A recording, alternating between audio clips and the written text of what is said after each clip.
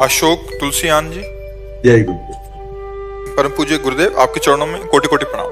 गुरुदेव, दुर्गा सप्तशती में लिखा है कि जो माँ दुर्गा जी को अपना सर्वस्व अर्पण कर दे उसको तो शरणागति मिलती है। माँ ने जितनी समझ, जितनी सामर्थ्य, जितनी शक्ति दी, मैंने अपना सर्वस्व अर्पण कर दिया। महाराज जी, कुछ तो कारण है कि इतना होने पर भी पूर्ण शरणागति नहीं हो रही। कृपया मेरे मन की इस दुविधा को अभी आपने समर्पण किया, आपको याद है इसलिए आपने समर्पण नहीं किया। ये अहम स्मृति है ना, अहंकार विमूढ़ आत्मा करता हमिति मन्यते, मैंने ऐसा किया, क्या समर्पण किया? कुछ नहीं। आपको याद कहाँ है? जब आपको याद ना हो इस बात का, मेरा कुछ है तो माँ का है, तो आपका क्या बनना है? फिर आप भी तो माँ के हैं, तो आप भी माँ स्वरूप ही हो जाएंगे। देवी प्रपन्नार्थ हरे प्रसीद प्रसीद मातर जगतोखिलस्य प्रसीद विश्वेश्वरी पाहि विश्वम तुमीश्वरी देवी चरा चरस्य। तो तुम भी तो वही हो, मात्र शक्ति तुम में भी तो विराजमान है। वो शक्ति नहीं आई, वो चैतन्यता नहीं आई तो समर्पण नहीं हुआ ना। हम आज सत्संग में कह रहे थे, अगर ध्यान से सुना हो, कि बिजली का बोर्ड सही है, प्लग भी लगा हुआ है, स्विच भी सही है, बल्ब भी सही है, और ऑन करने से जला क्यों नहीं?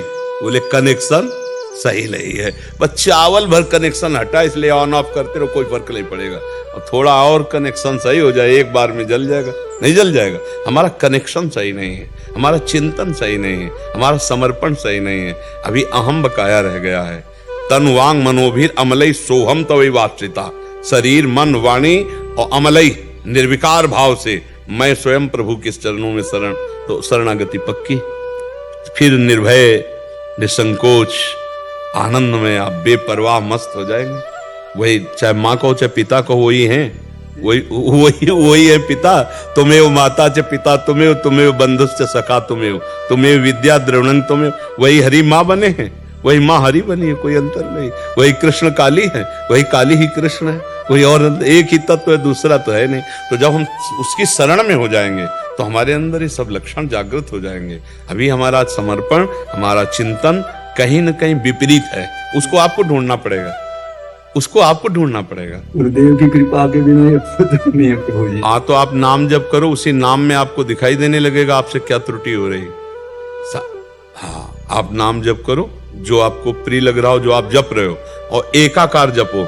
जैसे मान लो माँ, हम कह रहे हैं मान लो माँ, तो हमारे सामने माँ लिखा है, और माँ, उसी के बीच में आ जाएगी जो गलती आपकी है, जो आपकी त्रुटि है, वो साधक के सामने आ जाती कि बार बार जलन होगा और ये होगा, ये गलती है, कैसे छूटे ये, बस जान लेना वो गलती आ जाएगी।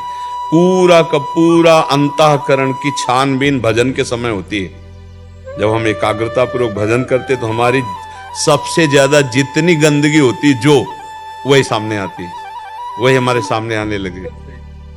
एकदम ऐसा ही होता, क्योंकि अपने लोग चल रहे हैं, अपने लोग कोई प्रवचन थोड़ी कर रहे हैं, उसी मार्ग में चल रहे हैं, तो उसको देखा है।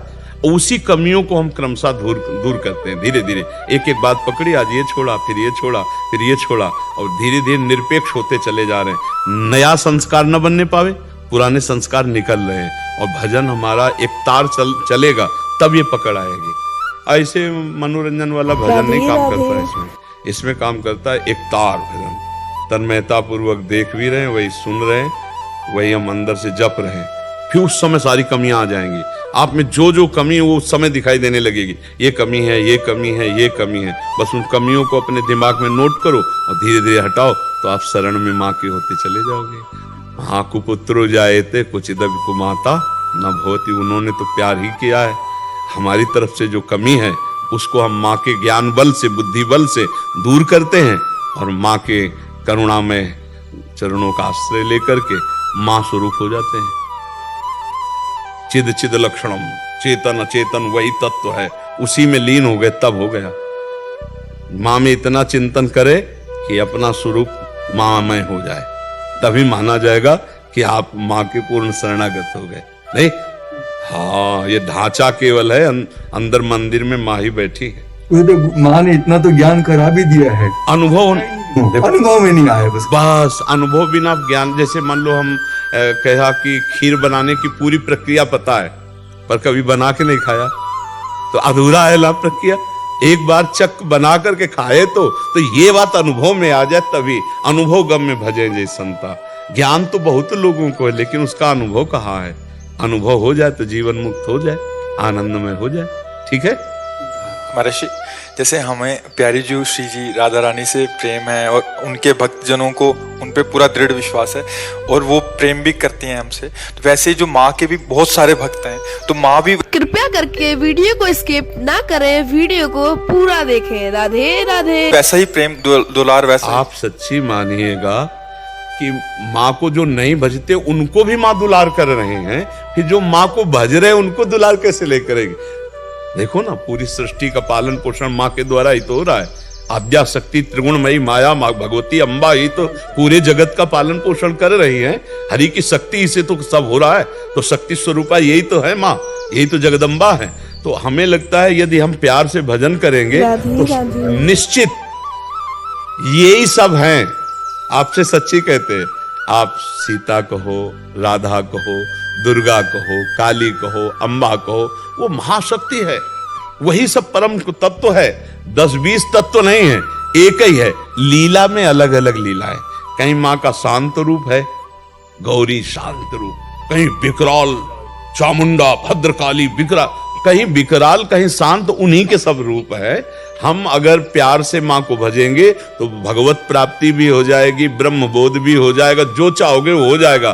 पर इतना मानना है कि माँ से बढ़कर कोई नहीं है, बस ये अंदर मान कर के भजन करे तो उसको सब कुछ प्राप्त हो जाएगा। जैसे रामकृष्ण परमहंस जी को कौन सा तत्व बोध नहीं, कौन सा ज्ञान नहीं, और भद्रकाली माता के उपासक थे, सब कुछ ज्ञान प्राप्त है उनको, सारा ज्ञान उनको प्राप्त हो गया। तो मतलब अपनी उपासना में हमें जो दृढ़ हमारी रहना, उसमें दृढ़ रहना। उपासक को ये मानना होगा कि जिसकी हम उपासना करते हैं उससे बढ़कर कोई नहीं है।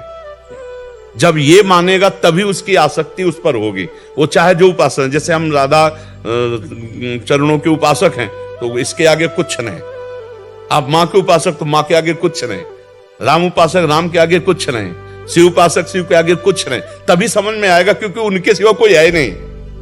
तभी आपकी आसक्ति होगी, तभी आप तन्मय होंगे। और जहां दूसरा प्रतीत हुआ तो फिर वो भाव नहीं बन पाएगा, जो भाव मोक्ष प्रदान करने वाला है या प्रेम प्रदान करने वाला। प्रेम गलियत साकरी तामे दो ना समाए, एक ही होकर जाना होगा, एक भाव से। माँ की स्तुति करो, बस एक कोई पकड़ के उसे, बस उनके सिवा कोई है ही नहीं।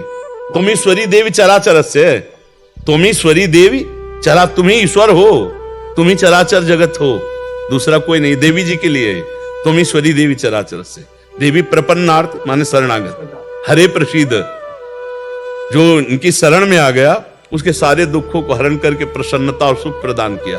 देवी प्रपन्नार्थ हरे प्रसीद मातर जगतो खिलस्य, हे जगत की अखिल माता आप हम पर प्रसन्न हो। हाँ, सब पर दया करो, सत्य भाव से चलो, उनका नाम जप करो, दूसरों को सुख पहुंचाओ, माँ प्रसन्न हो जाएगी। माँ ने ज्ञान कराया, एक को ब्रह्म द्वितीय नास्ति, सब में मैं ही हूँ। जब ये ज्ञान उसने कराया तो ये दर्शन भी वही देगी। इसके लिए हमको निरंतर उसका चिंतन करना है, ऐसा नहीं कि आलसी बनकर बैठ जाना है। अनन्य चिंतयन्तो माँ, दिन रात ये बात कि माँ एक बार अपने चरण में बैठा ले, एक बार अपनी ज्योति से आप ज्ञान करा दो कि आप क्या चाहती हो, जो साधना आप चाहो मैं वैसा ही करूं। जिस दिन विकलता आ जाएगी उस दिन कहना नहीं पड़ेगा ये भी बात जान लो, माँ ज्ञानी नहीं, या देवी सर्वभूतेषु बुद्धि रूपेण तुम्हारे अंदर, तुम्हारी बुद्धि में ही वो बैठी हुई है। बुद्धि में प्रकाश नहीं हो रहा जी, लेकिन इस जवान को रगड़ो, माँ माँ, दुर्गा दुर्गा दुर्गा, राधा राधा राधा राधा, रगड़ो, तभी हम कह रहे जवान को रगड़ो, अभी मलिनता नष्ट हो जाएगी, तेज प्रकट हो जाएगा। बिना भजन के कहने मात्र से बात नहीं बोलेगी, भजन करना पड़ेगा। बारी मथे घृत होए बरु सिकता ते बरु तेल, और बिनु हरि भजन न भवतरी या सिद्धांत। चाहे माँ को चाहे हरि को बात